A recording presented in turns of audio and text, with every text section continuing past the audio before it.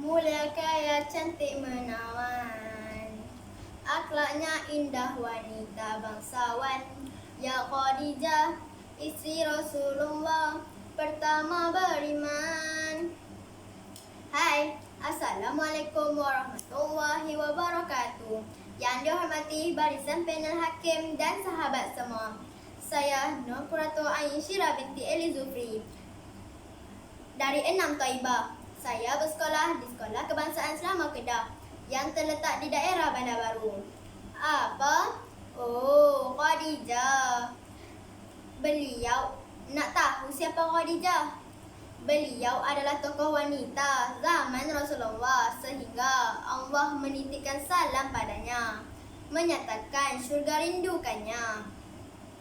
Benarlah, beliau salah seorang penghulu wanita ahli syurga.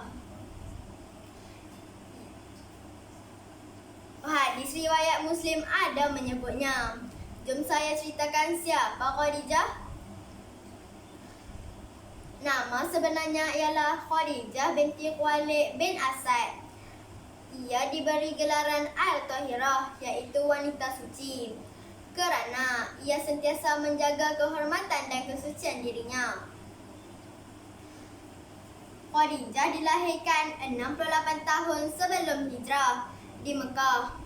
Beliau lahir dari golongan bangsawan, dihormati dan pintar, malah menjadi tokoh wanita, tokoh perniagaan yang kaya dan berjaya.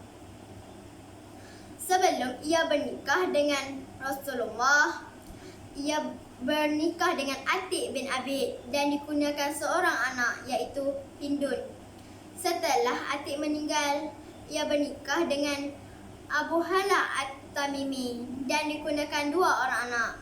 Setelah berpisah, ia bernikah dengan Rasulullah pada usia 40 tahun dan dikurniakan 6 orang anak, iaitu Abdullah, Qasim, Zainab, Fatimah, Ruqayyah, Ummu Kalsum. Kawan-kawan nak tahu, Khadijah adalah wanita yang paling disanjung dan dihormati oleh masyarakat. Beliau amat kaya raya, tetapi beliau tidak pernah lalai dan lupa diri kerana harta. Keseluruhan hartanya digunakan dalam usaha dakwah bagi memperluaskan Islam. Dan Khadijah adalah wanita pertama memeluk Islam. Beliau sentiasa menjadi tulang belakang kepada Nabi hingga akhir hayat. Beliau melambangkan simbol teladan isteri solehah. Dalam hadis lain, Anas radhiyallahu anhu berkata bahawa Nabi SAW bersabda, Cukuplah empat orang ini sebagai ikon wanita seluruh alam hingga syurga. Yakni salah seorang adalah Khadijah. Sahabat sekalian, Khadijah seorang yang bijak bertindak, malah pandai memberi kata semangat. Ini jelas terbukti ketika Rasulullah menerima wahyu yang pertama dan kedua. Khadijah yang menenangkannya. Beliau juga mempunyai semangat pengorbanan yang tinggi. Malah di saat kematiannya, keseluruhan hartanya telah habis dibelanjakan ke jalan Allah. Sehingga Khadijah meminta serban Nabi untuk dijadikan kain kafannya. Tetapi Allah telah mengutuskan malaikat Jibril untuk menghantar kain kafan kepada beliau.